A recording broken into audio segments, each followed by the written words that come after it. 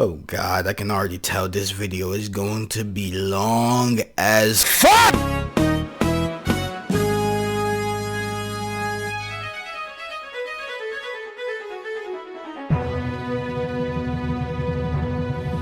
This is a man's world. This is a man's world. But it would have been nothing, ooh yeah, without a woman or a girl.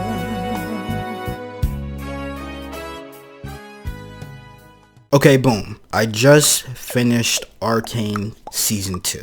And let me just tell you, good lord, I really only have a few words to describe what the hell I just witnessed. And that is, that wait was well weighted.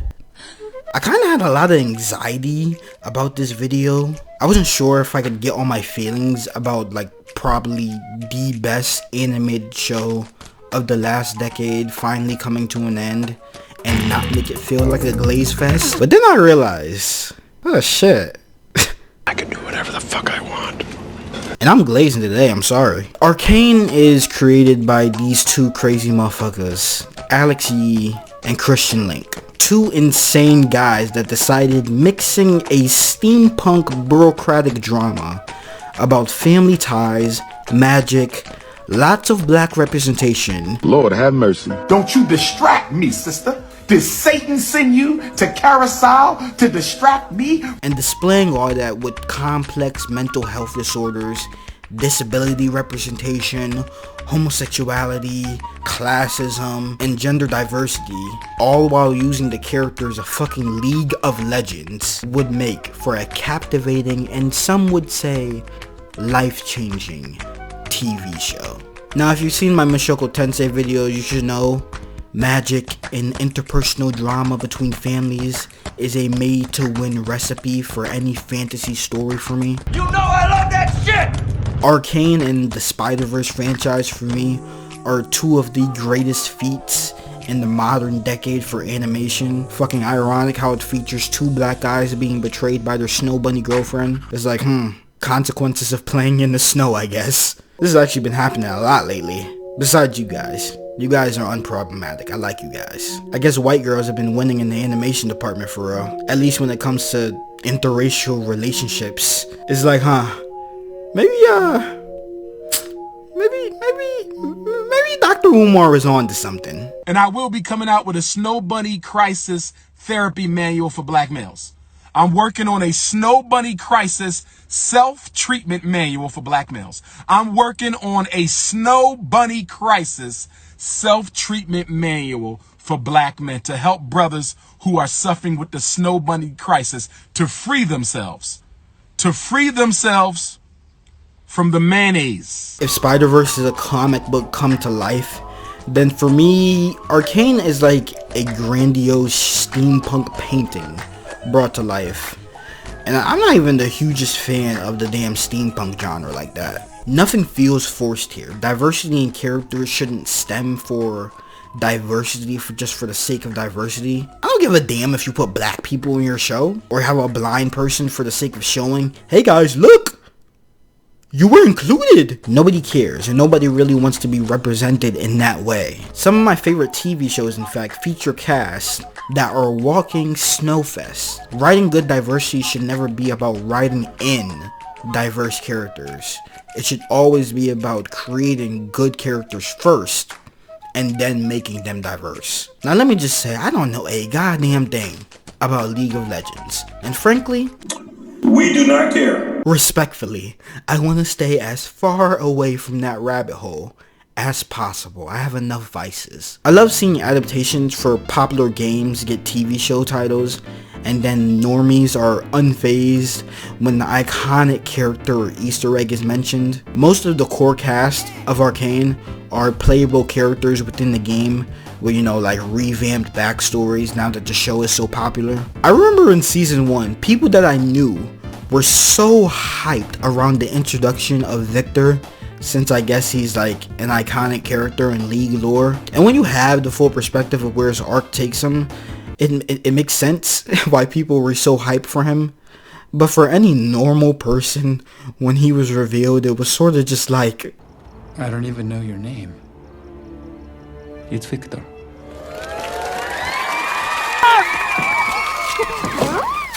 So? Arcane is one of the clearest of their checkpoints in animation history.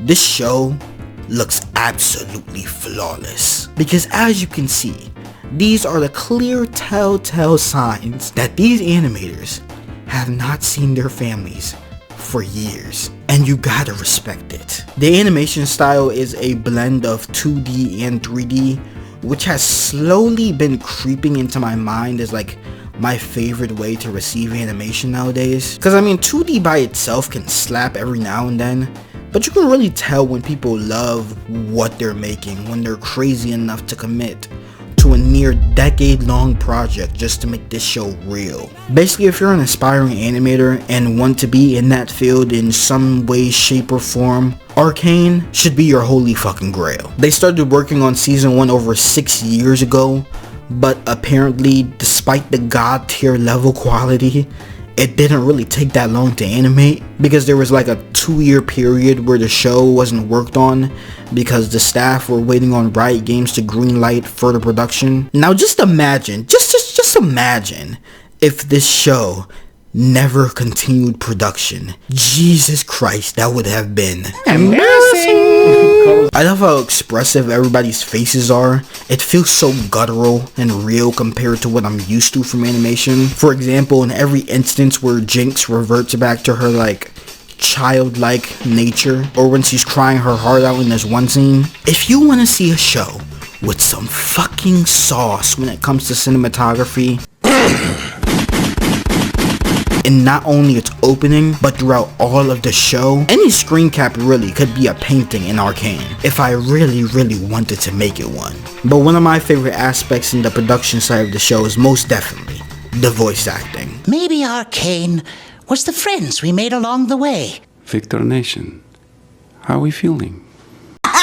Boy, if you don't get your ugly. From literally every single performance. But of course, the crowning queen I'd have to give my favorite performance to is none other than the big, beautiful-eyed Ella Purnell. Don't act shocked. If you plan to make it far here on this channel, you best get familiar with my feelings towards Ella. Because I kid you not, she is giving a pink diamond voice acting performance here as Jinx. 10 out of 10 tits. And for me now, this character role for her has cemented her in the voice acting Hall of Fame with dogs like Yuki Kaji as Eren Yeager, Kevin Conroy as Batman, Grey Griffin as Princess Azula, and fucking Mark Hamill as the Joker. Ella Purnell smoked this role in every conceivable way. I felt her anguish, I felt her turmoil, I felt her everything as this character of Jinx. Now, am I biased? So? I swear, when Arcane wants to display genuine emotion that will, no joke, have you sniffing back tears, it can do that in spades. There is a couple, and I mean a good handful of scenes in the show that I really had to dug it out to.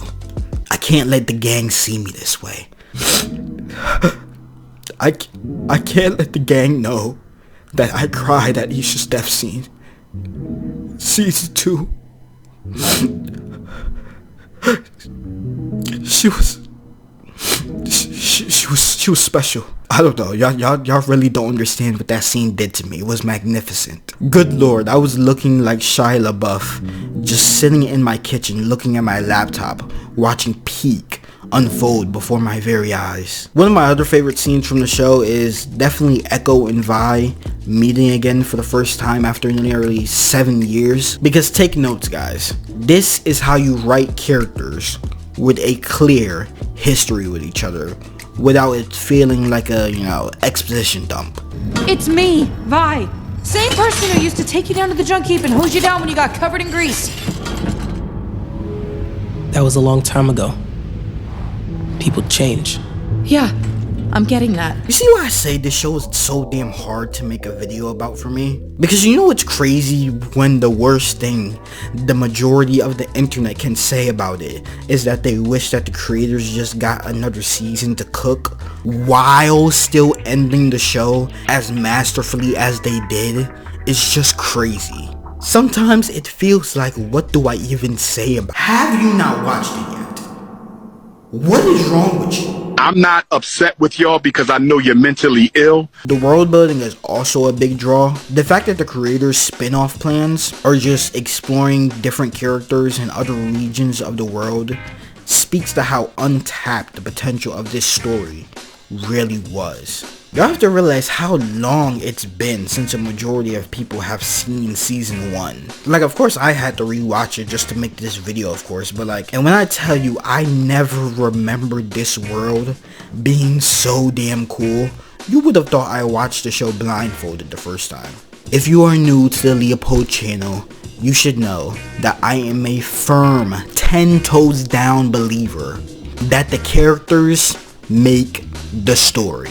Characters drive the story before everything else, and character writing is what I always give a damn about in anything. Those are my rules, those are my beliefs that I would go to war for. In my eyes, good character writing can save a messy or a lackluster narrative or world. So Arcane's creators basically doing the damn fusion dance just to create the perfect being. Cause when you first watch the show, it's just like, okay, this is good. Because I was really rooting for that just to be terrible. I really was.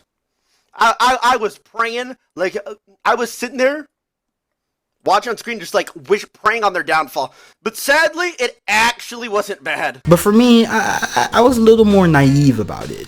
A little dumb. A little stupid. I wasn't reviewing stuff for pennies back when the show first came out, so I wasn't seeing the show with my full adult brain yet. I wasn't understanding all the spirituals I needed to for real. The way the show displays the clear divide of classism between Piltover and Zaun, one city built on the foundation of science and progress, bustling, thriving, and then the other just basically your average hood in the United States. The narrative half the time within the first season, hell, some of the second season too, is just showing the contrast between most of the characters' way of living and cutting back and forth between what the people in the hood are doing primarily with the Powerpuff Sisters, and then what the rich motherfuckers are doing, led by Jace and Mel and the gang. And the classism storyline basically reaches its apex when Vi and Caitlyn get to show each other their different ways of living in season 1, basically showing different sides of the spectrum. And since we're on the subject, we might as well talk about it. Is an introduction really necessary for someone we all know so well? What's up, y'all? You know what time it is? It's about to be that time. I do not say this often because theoretically, I think there is barely such a thing, but I can't front it if it's true this time. I think a lot of people will agree with me, but I think that Arcane Season 1 is perfection. A 10 out of 10 in every aspect. Tell me when I'm telling lies. Whoever decided to split the seasons up into acts, week by week, to where each act has a conclusive and almost short story level of finality to it, is a damn goon. Now, if you've forgotten, Season 1 of Arcane is basically about the complicated and nuanced feelings of grief, guilt, psychosis, and for some of you, that might sound boring. So if it does, you can click off this video right now. You're not wanted. You're not wanted. Because respectfully, I love me some characters with supreme mental disorders. High key, my favorite gender. I love that the first episode of the series does its job so well as being the catalyst event that spirals into the main conflict for all our characters, even almost over a decade into season 2. If Ekko never gave Vi that tip, theoretically, he could have had that timeline where Powder is actually a calm, demure, regular Starbucks drinking white girl. You know, with the white girl jig to match, just like her mom. Rewatching the prologue chapter of Arcane, which is just like the first 3 episodes of the show, also gives you higher context to the start of Powder's unhinged nature, even at such a young age, always feeling inadequate. The scene of her straight up ugly crying always sticks in my head when I think about who she becomes down the line.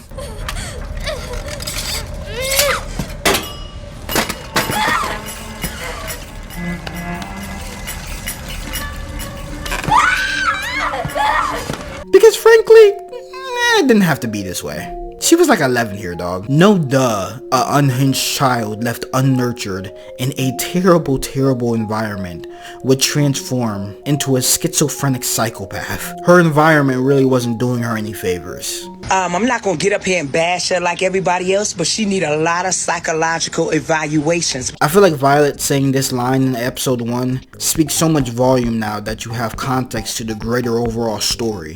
Milo's wrong, Powder. You're stronger than you think. And one day, this city's gonna respect us.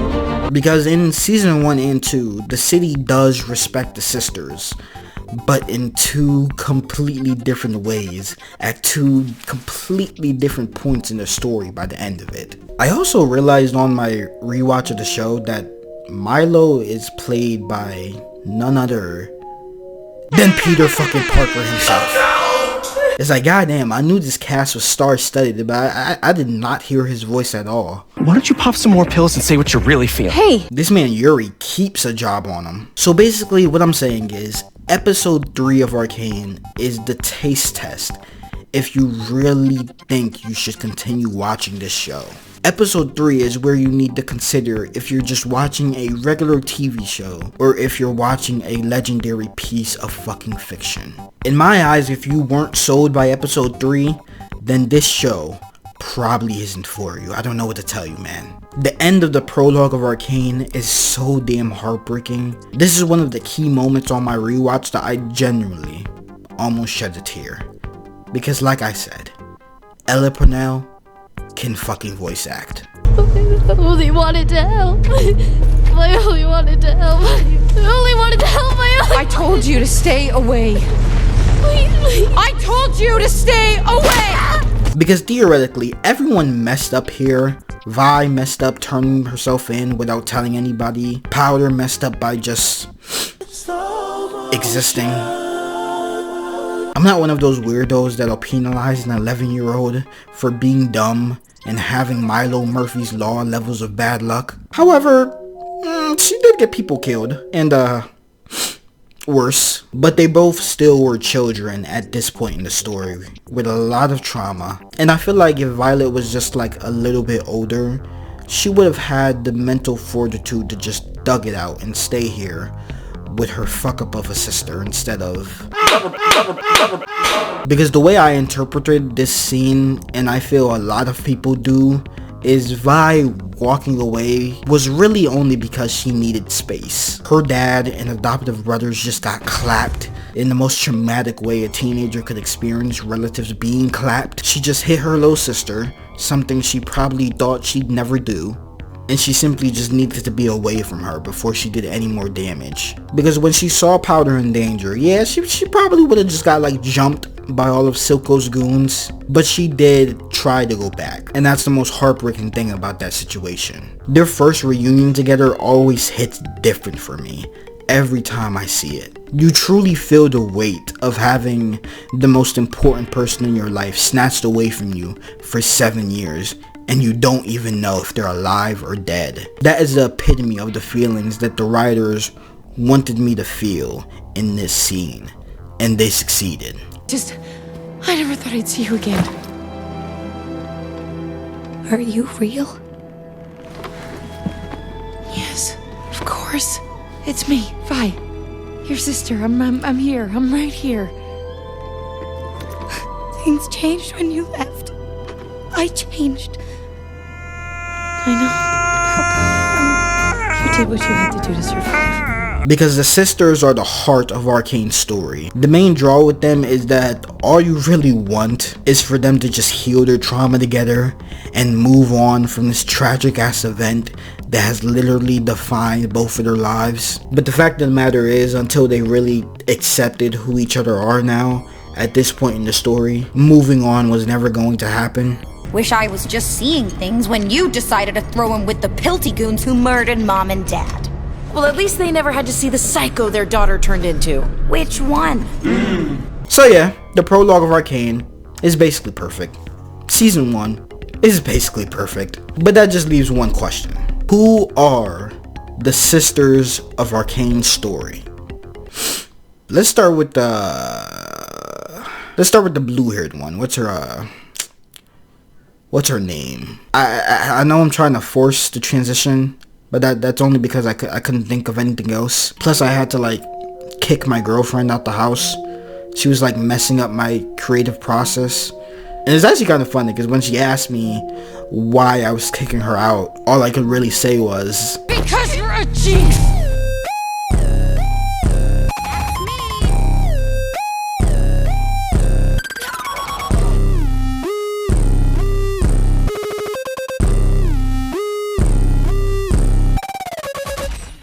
So like I said, I am not a powder apologist. I'm just a guy who can recognize when people are being, kind of weird. The people who actually wanted to beat up Powder for the dumb stuff she does in season 1 is literally this meme, unironically. Stop. Yo, Zen, get your boy, dog. Jinx is such a complex co-protagonist for the story, and in season 1 she could really double as sort of a co-tagonist to Violet, the other protagonist of this story. Her arc is sort of split up into 3 different trajectories throughout the course of the narrative that is so meticulously planned and crafted that it feels like Shakespeare. Actually, scratch that fraud out of the equation. Christian and Alex are now my new Shakespeare. I am Shakespeare in the flesh, Walt Disney. Jinx in season 1 is basically stuck inside her mental illness so badly that she had to craft a permanent persona around it just to try and cope with it. That's me. That is literally what Jinx is. She's a coping mechanism for a scrawny, trauma-filled white girl to try and make sense of the horrible things that she's done. So basically committing full fucking send into her persona, she can really try and cope with herself about basically killing her own family. Ah, what the fuck? And you're telling me that this shit isn't Shakespeare? In the flesh, Walt Disney. Let me ask you guys something. Have you ever actually met somebody with schizophrenia? Well, I have. And let me just tell you, it is very true when they say that lying is a giant trigger for them, because they already are kind of like tweaking off of what's real and what's not. So lying to them on top of that is not daijoubu. When you can't trust yourself, which is like a main thing that's a part of Jinx's character, she tries to rely on other people to make sense of her fucked up reality. And when those same people lie to her, that is just terrifying to think about. I love the realization that episode 4 is a time skip and we're being reintroduced to the older versions of the characters we just got to know a little bit. And is it just me, or is anybody else kinda obsessed with how they reintroduced Jinx into the story? Because it's like kinda perfect. Hi. Aura farming. The simple definition of this is doing random acts just for the sake of gaining aura. Showing off how she's basically just Harley Quinn with Batman's technical ingenuity is so damn cool. The hilarious thing about post-time skip Jinx in season 1 is that she's still blurring the lines between how she was and who she is now. Because for me, she's barely changed anything about herself. And you can see that in the story. It's just now she can fuck up with style with no repercussions because her morals are just shot. Jinx is supposed to be a tragic protagonist in our eyes, a la the Kendall Roys and the Walter Whites of TV. Just a terrible ass person you can't help but root for, even just a little bit, because they are just so damn entertaining to watch crash out. In season 1, I love the way her PTSD is displayed in like this weird ass Travis Scott music video artwork. It's such a fun way to do that, really just like toying with the animation in a way that'd be way harder to do in live action, in a way that wasn't like corny. And of course, my favorite scene in the entirety of Arcane has not changed till this day, even with the final season now out. Are we still sisters?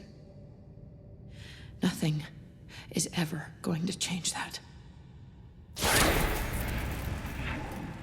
The dinner scene in the finale of season 1 has so many things that's cool about it that if I had the time, I would talk about it. All day, nigga. Even after 4 years since I watched season 1 originally, I still remember the first feelings I felt during this scene. And then I went online to see that everyone else had the exact same feelings as me. Because it's just a personification of perfect tension buildup to a T. Because yeah, we do think that Jinx is wild enough to have Kate's severed head on that plate. Sheesh, I'm not that crazy. Oh my god, you're crazy. You're always so hyperbolically violent. You need therapy. And I wouldn't put it past the writers that they actually thought about including it in a draft somewhere. The final act is mouth-watering, bro. The build-up, the implications, the different conflicting conflicts on each sides, the dialogue. I think my favorite description of this last moment in season 1 is basically Powder killing Silco to save her sister, and Jinx in the end killing Powder to avenge her father. Someone cooked here. Which is just C-I-N-E-M-A.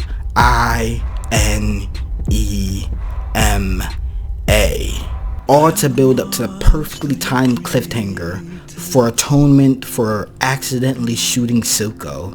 She metaphorically killed the last remainder of her innocence by refusing to sit in a powder chair and basically accept who she is now, and then upping the poll on the council room as basically a declaration of war. It was perfect. Perfect. Everything, down to the last minute details. If you take a glimpse at every single character in Arcane, not a single one is completely morally on the straight and narrow. Just showing that the writers understand people to a T. Humans should most times out of 10 for a drama series should be written morally gray and capable of the worst acts you can think of, despite thinking we all have the capacity for good. Every Arcane character is morally gray as hell, which makes for interesting conflict. And then there is season 2 Jinx.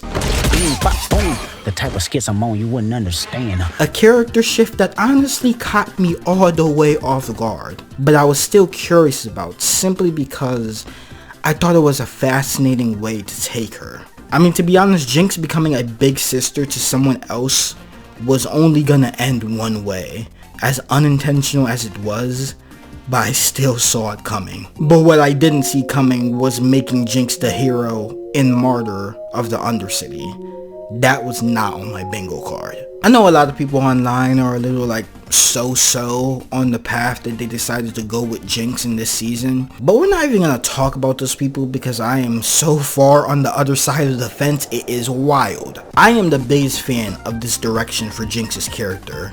Sort of because it reminds me a little bit of the arc Abby went on in The Last of Us Part 2. Or if we want to get a little bit more on the nose, Harley Quinn's arc in the Injustice universe. Basically going from a criminal that deserves the electric chair because of all the terrible things she's done with her baby boo Joker, but still is somehow able to live through those events and joins the fight for the good guys for her own reasons as sort of atonement for herself. It's damn near the same arc. Because at the end of Act 1 in Season 2, you can clearly tell that after everything, Jinx doesn't really value her life anymore. Now that Silco is gone, Vi kinda hates her, and she really just wants to be done with everything, leading to the two actually fighting to the death for real for the first time.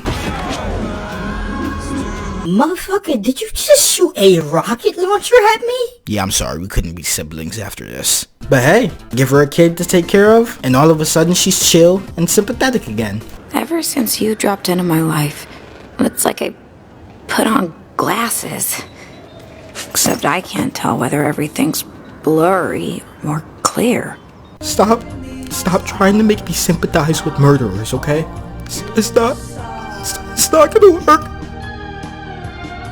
And despite fighting alongside her sister, basically forming a connection again to try and save the brain of their dead father Vander, who is now in a werewolf's body. I know, we're gonna talk about it later, trust me. In the end, I am really glad that Jinx never really wanted to be the revolutionary martyr like everyone wanted her to be. It's very in character. I don't think she really cares about the people of the Undercity like Silco or Evander or everybody else. To her, she deadass just grew up here and that's all it is. But instead, making her fight for the people she actually cares about as a way to include her in the fight was a real true understanding of this character, and I love that. Instead of just making her stay this crazy terrorist, she develops into somebody that can put her talents to use for the greater good of the real people she cares about. And that selfish sense of justice is what I live for.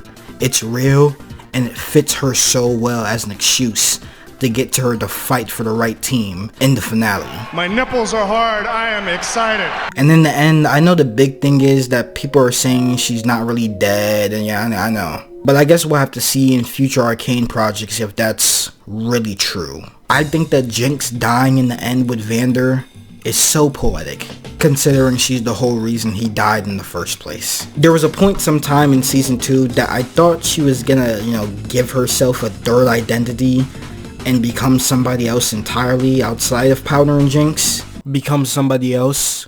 Become something else. Okay, let's talk about Best Girl now.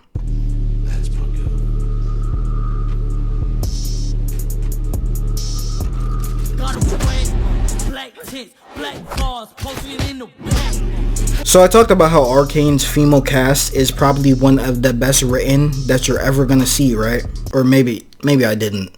I honestly don't remember. This video is really fucking long. Well, Violet is the bad bitch leading that conversation for me, really. Violet is our other side of the coin in this story. She basically has firstborn child trauma on top of everything else that's wrong with her and her sister. She feels responsible for literally every bad thing that's happened, no matter how out of control it really was, and I love that. Simply because it shows a clear leader complex that was instilled into her by Vander, because he saw that she just had that leader aura to her, that different type of dog. Those kids look up to you. Yeah, I know. You know, but you don't know. When people look up to you, you don't get to be selfish. You say run, they run. You say swim, they dive in. You say light a fire, they show up with oil. But whatever happens, it's on you. Violet is a classic example of subverting the Oonga Boonga stereotypes of writing strong women, basically always making them stoic and unemotional. Me make lady strong, good writing. Violet is strong, but she has so many vulnerable moments in the show that makes her so dynamic as a character, simply because the only thing she really knows how to do is throw hands. I'm right, I'm left, I'm left, I'm right, I'm right, I'm left. If anybody in the show is really a cinnamon roll trying to act like a hardened veteran, that's clearly Ekko. But with Violet, it's not the same thing. One of my favorite Violet scenes, surprise surprise, is one of her fight scenes where she mops Civica for the second time.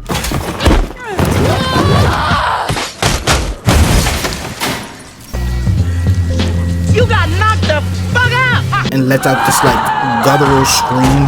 That shit is just, it activates like a neuron inside me that you'll never understand. As a matter of fact, every Violet scene, for some reason, no exceptions, has to slap unbelievably hard. The one thing about Violet that was interesting to me though is that I always thought it was weird how well adjusted she was despite spending 7 years in jail. Like she got out and still very much felt like a well adjusted person despite all the trauma she was carrying. There's also this running gag with Vi that I don't know if a lot of people notice, where in every point of her life she finds a way to beat the shit out of this one goon that used to work for Silco. And this gag is so damn funny to me, because why are they doing bro like this? I would say Violet's arc is a little bit more cut and dry than Jinx throughout the whole show. She feels responsible for Vander being killed and not being there for Powder at both at their lowest. She gets out of jail post time skip and tries to rekindle her relationship with her sister while also trying to smash the sexy cop lady. And by the end of season 1, she gets to do one of those things. And in season 2, her arc ends up making her join the cops. Why'd they go and do that? Which in my head I thought was a wild turn of events. She felt guilty about the monster that her sister had become and all the horrible things she's done while she's been in jail. So she felt she needed to be the one to put her down, take her out to the back like a rabid dog. The only thing about that is that I never really believed in a million years that she would have the balls to smash her sister's head in with that giant ass metal gauntlet. No duh, she wasn't about to kill her. There's like 6 episodes left. And I was also patiently waiting for Violet's little arena fighting arc because of the season 2 promotional stuff. I just didn't expect her little self-isolated drunk crash out arc to be due to her breakup with Caitlyn. And of course just all around giving up on life. If there's one thing you're really gonna get out of season 2 as far as the sisters are concerned, it's definitely finally getting to see them bond together again. You wouldn't last 1 second without all your ugly gadgets and chicken shit tricks. Ha! What about those over-designed bitch mittens you didn't even build yourself?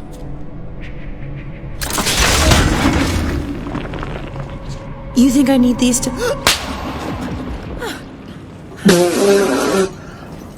Wow! Okay, we talked about the production of Arcane. We talked about the Powerpuff Sisters and season 1. As well as getting into a little bit of season 2. But now, I want to talk about a character that kinda pisses me off. Simply because I kinda feel he was a little bit wasted. The real hero of Arcane, Ekko. Look who it is. The boy savior. Of course they had to make the nonchalant dreadhead the real hero of the story. It was only right.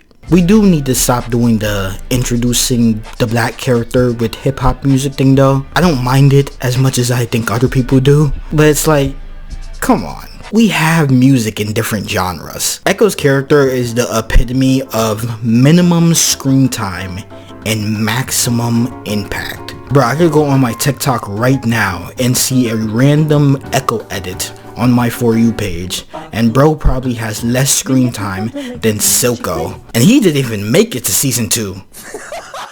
Arcane's character designs are top notch. We know this simply by how much they cooked with Jinx and Violet, but whoever designed Ekko knew what the fuck they were doing. It's magnificent, and that's half the reason why he's so popular, I feel. Motherfuckers love a black teenager with exaggerated swagger. Yeah, it's true.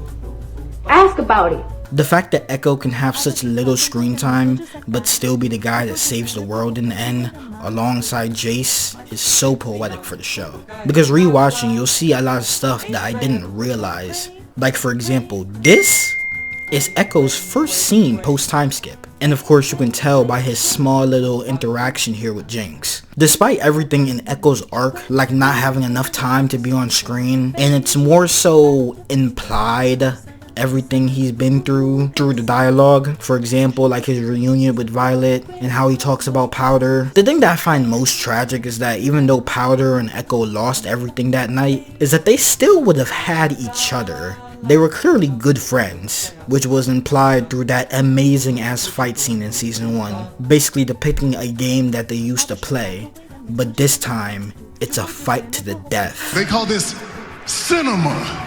It's honestly really sad, but oh god, is it so fucking cool. It's really sad when you get a sneak peek into this like alternate timeline in season 2, showing off how things could have been for everyone, except Violet, I guess.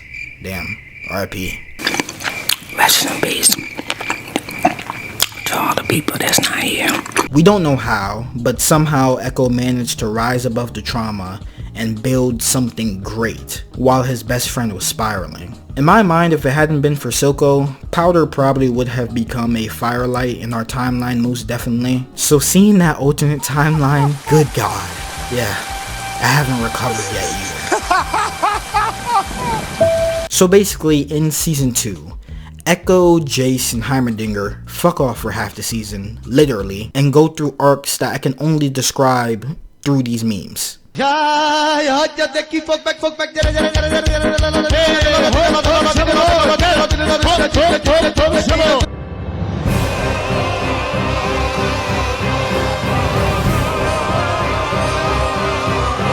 And in that time, Ekko gets to spend a little time in a parallel universe where his baby boo Powder Blue goes to therapy twice a week and isn't cracked out on Shimmer. He basically gets to see a version of his life where his city isn't fucked and on the verge of war, and legit contemplates staying there permanently, because the best way I can poetically see Ekko and Powder's relationship is that scene from Everything Everywhere All at Once.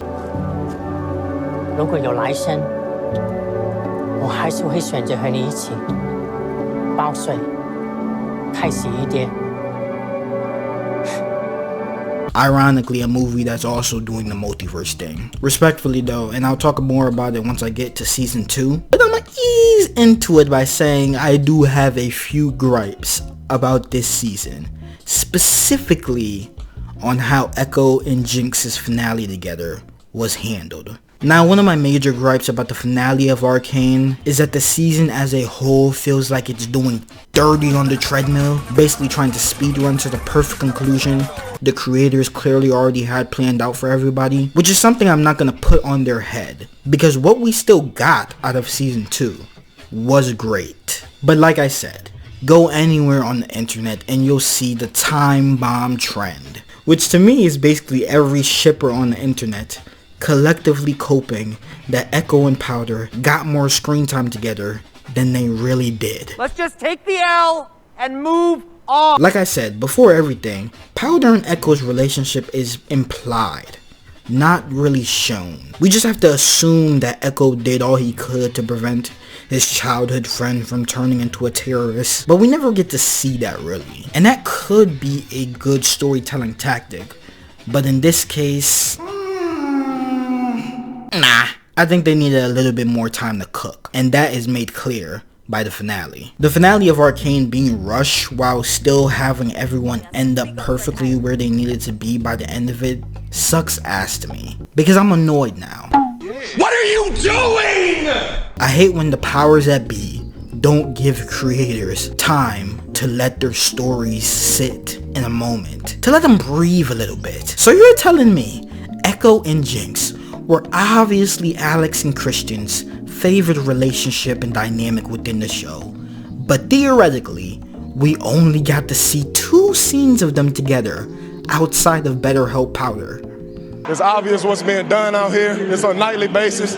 I hope the world can see now what's really going on out here, because it's getting ridiculous. Like, say swear. I don't know what the reason is for cutting the screen time of one of your best dynamics in the show, but by how much the creators clearly love this relationship, I doubt it was their decision. I'm not putting this on them, don't forget. Half of Ekko's screen time in both seasons of Arcane with Jinx is literally inside a fanfiction episode, and that is so damn annoying. Mostly because cutting the scene of Ekko convincing Jinx not to kill herself should have been one of the longest convos in the show. I will stand on that, because the build up to that was fantastic, of course. And the gunshot means forward. You requested it, so we rewind. And then the next time we see them, she's hooded up, blasting the new Kendrick into battle. Like, huh? It was that easy? I want to know how he did it. What did he say? I mean, who the fuck knows that? Literally, no one knows. Who gives a shit? Me! I guess I'm the only one that fucking cares. Oh my god! And if they doing this shit to me? Ekko and Jinx's relationship came down to, yo, everybody chill. I can fix her. But you know, I need like a lot of time to do it. And in the end, we never actually got to see any of that time. And that sucks to me. Yay! I'm not mad actually. Kind of disappointed. The more I reflect on the show, I'd sacrifice every single Violet and Caitlyn scene for the sake of expanding on Powder and Ekko's relationship more in season 2 for sure. No question! Hell, I have the perfect scene I'd cut right here. Oh. I don't care what anybody says, this makeout scene is dumb as fuck. I get it, but I also don't get it. Violet, your sister that you just reconciled your relationship with, just said she's gonna end her life. Go help her. What the fuck are you doing? I never thought I'd see a box eating scene in League of Legends, but here we are, I guess. Okay, fine, you win with your gay stuff. That's what you want, right? To win! And in the end, Ekko, despite my gripes, like I said, is the real MVP of Arcane, living up to his iconic ass nickname. Oh shit. This video is getting kind of long, and we still have a lot of characters to talk about. Oh fuck. Okay, speedrun. Jace is hilarious to me because he did everything wrong, and I still don't know how I feel about him after this ending. My favorite description of Jace is that he's a scientist who should have spent his life in a lab with Victor, only people saw his jawline and made him a politician. He's a simple guy, a simple man of silence. He loves his black queens. First of all, he don't even know what to do with all that. She need an unapologetically African alpha male to handle that. He can't handle that. He don't even know what to do with that. He loves hammers, and he loves upper body day. He's a guy who easily gets tunnel vision and rarely considers the larger ramifications of what he does. Yet the poor guy is constantly being asked to make decisions that he simply is not qualified to make. And when the consequences hit, he doesn't have the mental fortitude to deal with them rationally. The path to hell is paved with good intentions. That is Jace's character, and I'm 100% here for it. Bro talking about these video game ass gauntlets, talking about they were made from mining. Like, Jace, be for real. Bro is just making a weapons wheel for the bad guys. I love how they never even tried to hide that Violet was gonna eventually somehow get the gauntlets. It was the most intentional foreshadowing ever. Victor, just like Jace, is the smartest dumbass I've ever seen. Not thinking that possessing people's bodies for the sake of healing the world was not the best thing for humanity is a classic. Every villain is the hero of his own story. Bro even has the Sage of the Six Paths inspired design to boot. He copied my whole fucking flow! He also has my favorite line in the show. I understand now. I understand it now. Imagine that you become God just to get bombed by some random kid you never even met. R.I.P. Bozo. Caitlyn Cameraman is a character I feel like people only talk about because she be fucking the main character, but I honest to God feel she needs to be discussed more in-depthly, especially after the trajectory of her arc went in season 2. But like everything in season 2, it kind of felt like it ended a little bit prematurely. I always loved her little detective crime scene analyzation things, and after Jinx bombs her mom up to heaven and she goes on a classic revenge quest, she gets named the commander of the army. A lot of stuff happens for Caitlyn in season 2. I love how she just deduces the crime scene at the jail with like a glance, like she's fucking Arkham Batman using detective vision. Like, who are you? Caitlyn to me feels like a really solid exploration of the detective character. Someone ambitious and keen for knowledge, but who's also naive and curious. She's not everybody's favorite character, but she's definitely more than her relationship with Violet. Cause apparently that's all you motherfuckers want to talk about. That's what you want, right? To win with your gay stuff. Vander and Silco are interesting because when you completely understand what Silco was trying to do and what happened to him, I'd be hard pressed to say he's one of the more well-written characters in the show. It's just that in like the first few episodes, he was so comically evil, especially when you're going into Arcane blind. You know, messed up eye, sad crybaby backstory, evil steroids.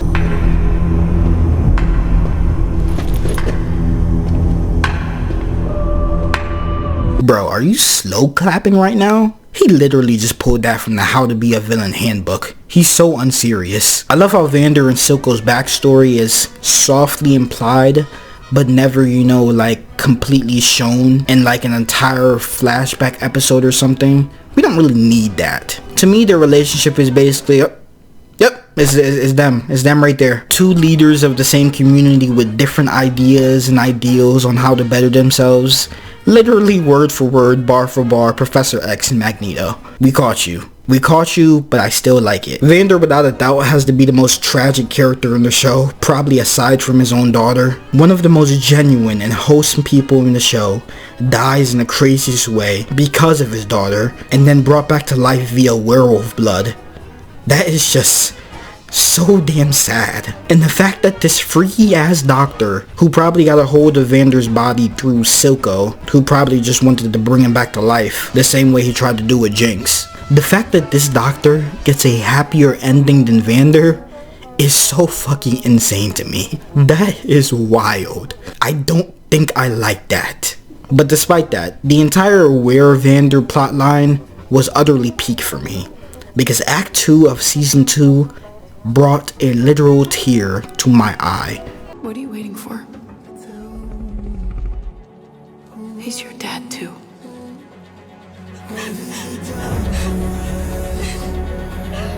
That right there,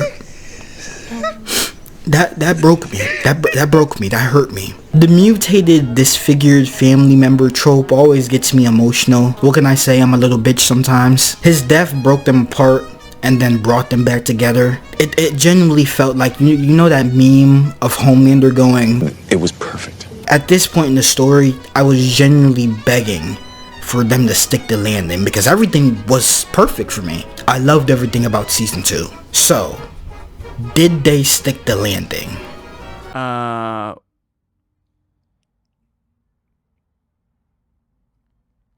That's a bloated question. Let me explain, walk with me. The ending of Arcane for me is a complicated one. On one hand, the entire story just being one convoluted time loop that actually makes sense is great writing, of course. Jinx dying with Vander as atonement is unfortunate but makes sense. Jace and Victor dying together was the only outcome for these two crash outs that got us into this mess, was the only way I saw them going out, really. Those were all really good endings for really, really good characters. But on the other hand, we have some problems I just can't gloss over about the final season of Arcane. Specifically the finale in general. When I finished the show, I felt content, right?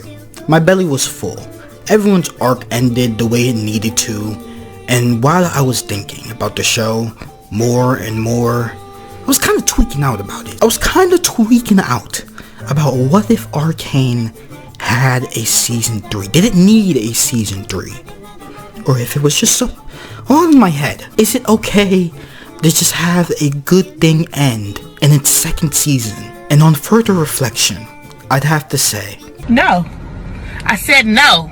You can kill all that right now. For the first time in a long time, I'd have to say I think I agree with the majority opinion here. To make the entire story of Arcane fit together nicely, Season 2 needed more scenes to breathe a little. Because let me tell you, the last half of Season 2 was moving at Godspeed, trying to pack everything into those 40-minute episodes. Because one of my main problems with the season was how it relied a little too much on showing us things that happened in the world through these little, I don't even know what to call these like pseudo music videos at the start of episodes. It was always kind of jarring to me, because it really felt like it was just being shown just so they could save time on animation. Because I think if Arcane was allowed to have a season 3, the heightened police violence would be shown way more in season 2. In season 2, Caitlyn gassing the entire city of Zaun never felt as massive to me compared to how the enforcers were moving in season 1. The reason I say season 1 is a perfect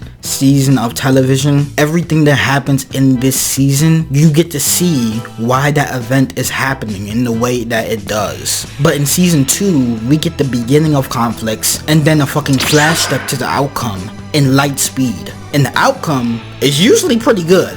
In the last episode, what does Vi do?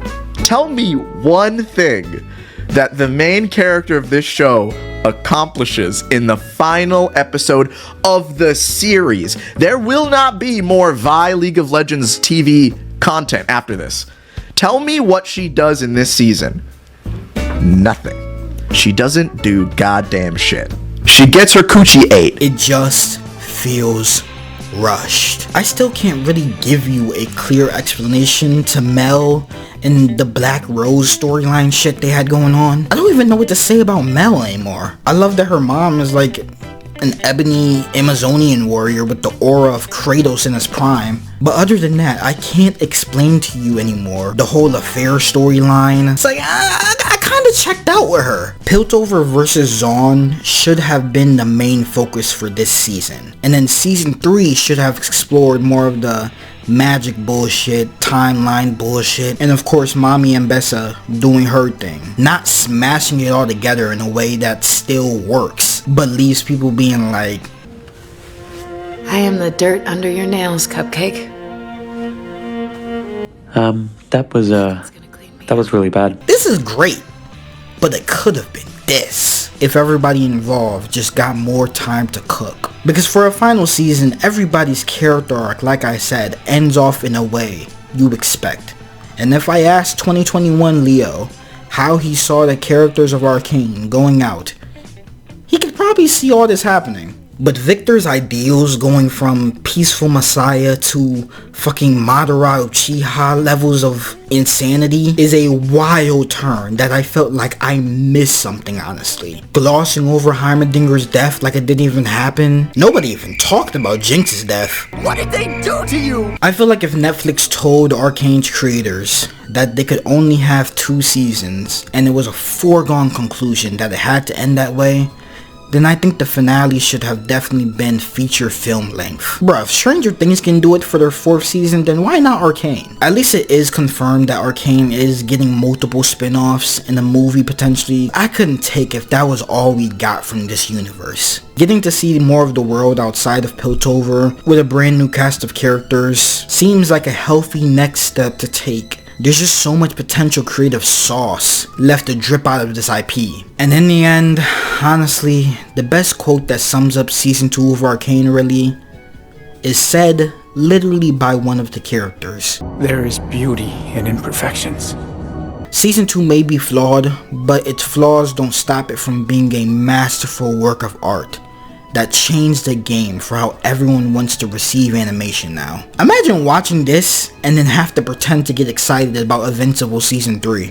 It's like night and day. In my eyes, Season 1 of Arcane is a flawless masterpiece, a 10 out of 10 season, and Season 2 of Arcane is a flawed masterpiece. All I know is that I pray that the director's cut version of Arcane is a real fucking thing. And I pray that the creators can maybe really put that out one day, showing off all the cut content. Arcane is another example of an amazing video game adaptation where you don't need to know anything about the source material to enjoy it. But now, I don't know. Would it be a wise investment to try and get into League of Legends now? Or do I have to be unemployed first? I'm gonna let you slide on that coon comment.